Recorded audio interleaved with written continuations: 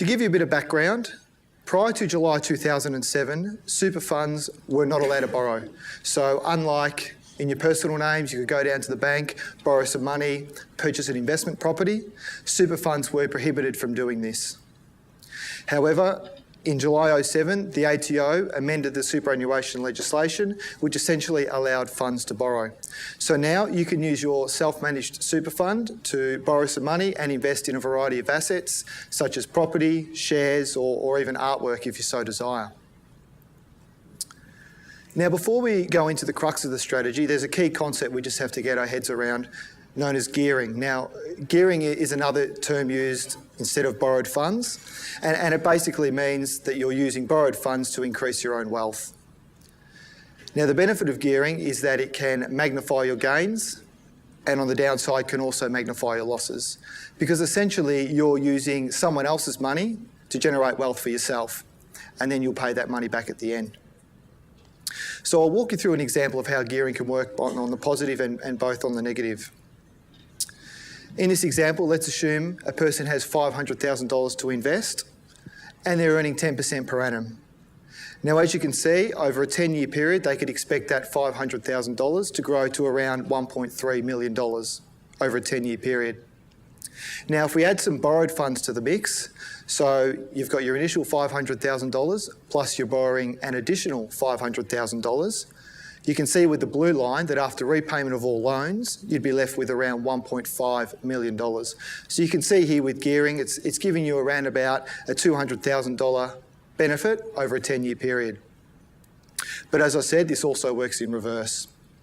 So same example, $500,000, but this time, the investment returns are going to be negative 1% per annum. And as you can see, your initial investment of $500,000 would reduce to around $450,000 in 10 years' time. Now, with the borrowed funds, it gets much worse, and you can see you'd be left with only $70,000. And the reason for that is because not only are you earning negative returns, you're also paying back interest to the bank at 7% per annum. So in effect, you're getting that double negative, which can really serve to drag down your returns over time. So that just highlights how gearing can benefit you, but we also need to be aware that it can work in reverse. Now, I'm just going to walk through a case study just to illustrate how borrowing and super strategy would work. In the case study, Jim's 45 years of age. He owns his own home with no mortgage. He has an $800,000 self-managed super fund, and he's seen a property for sale that he likes valued at $1 million. Now, before we'd even look to see whether or not a borrowing and super strategy would be good for Jim or not, there's a couple of key considerations we need to take into account. First of all, we need to look at Jim's investment strategy. Now, the investment strategy is the key driver for your investment over the longer terms. It sets out your goals and objectives and what type of assets you're going to be investing in to try and get there. So as an example, Jim may have his superannuation fund consist entirely of shares. So he's got $800,000 worth of shares. So in that case, a property could be advantageous for Jim because it would give him a little bit of diversity, smooth out his investment returns and reduce his overall risk. Another thing we need to take into account is whether or not borrowing is appropriate for Jim. As I said before, borrowing does increase the risk of an investment, so Jim would need to be aware of the positives as well as the negatives before he undertook a commitment to borrow funds for investment. And once those two questions are answered, we'd have a look to see whether or not a borrowing and super strategy would work for Jim, or if he'd be better off just borrowing money from the bank and purchasing an asset in his own name, like you would an investment property. There are some key differences when you're using a borrowing and super strategy as opposed to your more traditional means. One of the main differences is that the loan taken out is on a limited recourse basis. Now, what that means is that if, for example, Jim was unable to service the loan, couldn't pay back the bank, as you'd expect, would take ownership of the asset. Now, because it's within the super fund on a limited recourse basis, all the bank can claw back is the asset in question. Unlike if the asset was in your personal name, the bank might be able to come after other assets to recoup their losses. Another difference is that the asset purchase must be what's known as a single acquirable asset. Now, what that means is that only one asset at a time can be purchased using a borrowing and super strategy. So, for example, Jim's property would constitute one asset. But if Jim wanted to use this strategy to purchase a portfolio of shares, care would need to be taken, because if he, for example, wanted to purchase Commonwealth Bank, BHP and NAB shares, that would constitute 3 separate assets. So as you can see, that wouldn't be allowed under this strategy. You'd have to set up 3 different strategies to do each loan. And that's typically why we find this strategy is used primarily for property, because you are just buying one property. While you can go and purchase $1 million worth of one share, it's not something you would generally do. Generally, when you're purchasing shares, you'd spread your money over a number of different shares just to get that diversification and smooth out the risk. Another key difference when you're using your borrowing and super strategy is that you can only improve the asset under limited circumstances. So many people might buy an investment property in their own name and have aspirations to renovate the kitchen or put an extra bedroom on or something like that. If you're using a borrowing super strategy, you can still do that, but care needs to be taken that the money used to undertake such projects come from the fund assets themselves. So you can't use the borrowed funds to renovate the kitchen. Unlike under traditional means, you might be able to borrow more money from the bank to undertake such a project. And the final key difference is that because the asset's being held by your super fund, you can't make use of the asset. That's a key difference with superannuation funds. Any asset held by the fund can't be used by the member. So for example, if Jim had a holiday home in mind to purchase with this strategy, while he could purchase the property, he wouldn't be able to make use of it during the summer, or neither would any of his family. So we've walked through, I guess, the differences between a borrowing and super strategy and a traditional strategy. Now I'm just going to walk you through how they might work with the structuring when you're dealing with the bank. Most people would be aware that when you're purchasing an investment property, there'd be 3 parties to the transaction: the bank, Jim himself, and the property in question. And what would usually happen is that Jim would approach the bank, borrow $500,000, use $500 of his own money to purchase the property. Over time, rent from the property would flow back to Jim, who in turn would pay back the bank interest on the loan. So it's a fairly simple arrangement. Now, when we're borrowing in super, there's an extra level of complexity involved. So what we typically find is that instead of Jim, the dealings are handled with the super fund and the bank. And when you're purchasing the property, the way the legislation is written, you need to have what's known as a bare trust in the mix. Now, a bare trust is simply a legal structure that has to be set up, and the legal structure takes ownership of the asset on behalf of the super fund. It's just the way when the legislators were putting together the legislation to allow borrowing in super, they made it so that the asset had to be held on trust. So similar situation to before, but this time it's the super fund approaching the bank to borrow $500,000. The fund uses $500 of its own money to purchase the property for $1 million via the bare trust. And again, rent flows back through to the super fund, who in turn pays interest on the loan. So it's similar to your traditional means, but it's just got that extra level of complexity with the bare trust there. Now this is, I guess, your typical borrowing and super strategy, where the self-managed super fund would be approaching the bank for the finance. There is another way to structure the strategy that we tend to recommend to our clients that makes it that little bit easier. What we tend to advise on is perhaps instead of the super fund approaching the bank directly, Jim approaches the bank and he puts his own property up as security for the loan. So in this instance, the bank aren't dealing necessarily directly with the super fund, they're dealing with Jim over his own property.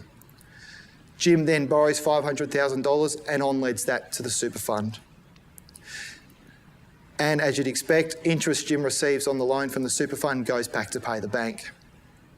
Now, the reason we do this strategy as opposed to the super fund approaching the bank directly is that it's typically much simpler.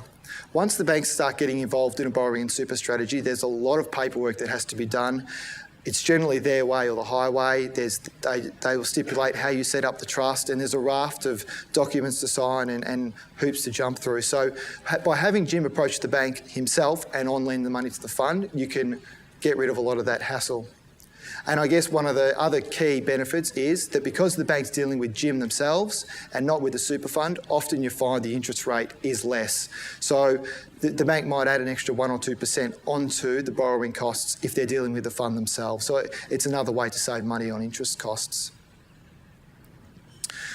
So we've had a look at how the strategy works from a structuring point of view. Now let's have a look how this would affect Jim's tax. In the case study, assume Jim earns a salary of $100,000. Over time, with the rental property in his own name, he'd receive rental income of $70,000 per annum on the property and pay the bank interest, which would be tax deductible. So as you can see, Jim's taxable income in this case would be around $132,000, and he'd pay tax of around about $40,000 on that. Now with the borrowing and super strategy, because the rental income and the loan interest is being paid and generated within the super fund, albeit it might be passed through Jim back to the bank, but where it's all happening is within the fund, there's really no change to his personal taxation. He'd only be paying tax on his salaried income of $100,000, which would be about $26,000 a year. Now it's within the super fund, as I said before, where all the rent and the tax deductions are had. So as you can see, the super fund would be putting in a tax return saying for $32,000. And this is where the key difference comes in. Because Jim, under the traditional column, is paying tax on the whole amount at his marginal rate, which could be around 40% per annum, as opposed to within a super fund, your tax rate is much less, in this case 15% per annum. So as you can see, the total tax paid by the fund is only about $5,000, which, when we add the two together, there's a tax saving of around $8,500 a year to Jim, just by the way he's structured the purchase of the property through his super fund. Now that benefit would be in play every year that this strategy stays in force while Jim's earning that kind of salary. So it's quite a significant saving over time. But where the strategy really comes into play is at the tail end for when Jim eventually decides to sell the property. Now let's assume that over 15 years' time, Jim's 60 years of age, the property's grown in value to $1.7 million, and as you know, he purchased a property for $1 million, giving him a $700,000 profit.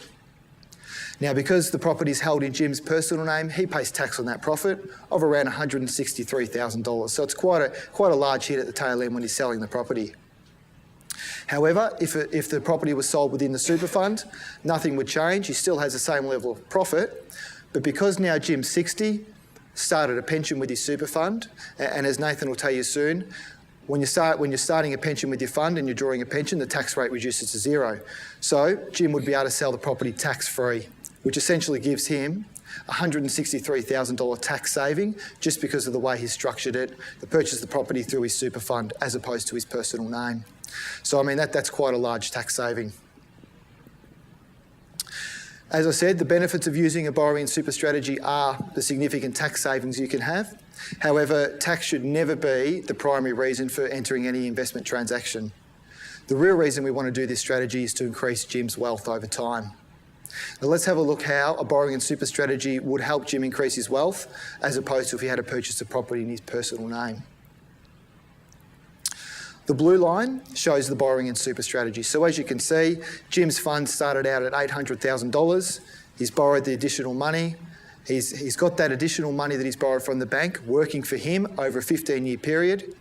And in 15 years' time, he sells the property, no tax payable, and he could expect to have around $3.8 million if he had investment returns of 10% per annum, as you can see there, loan interest of 7%. Now, had he not structured the purchase of the property through his super fund and had it in his personal name, he could expect to receive the outcome along the red line. So as you can see, exactly the same scenario. The only difference is that each year Jim's paying an extra $8,500 worth of tax. Plus, as you can see in the last year, the line kind of goes a bit flat because he's got that $163,000 tax bill that he's got to front up at the end of the strategy. So you can see there, just by having the money within, having the property within his super fund, he's essentially made around $400,000 of additional funds that he otherwise wouldn't have had. Now, the next steps, if a strategy like this is sounding like something you could do yourself, is to, of course, speak to your advisor. It's a very complicated strategy. There's a lot going on with bare trusts and banks perhaps having you to sign a myriad of documents. So you really need somebody here to guide you through it, and that's where your advisor will come into play, and they'd be able to have a talk to you, see whether perhaps a borrowing and super strategy would be appropriate, and to see if you can implement it for yourself.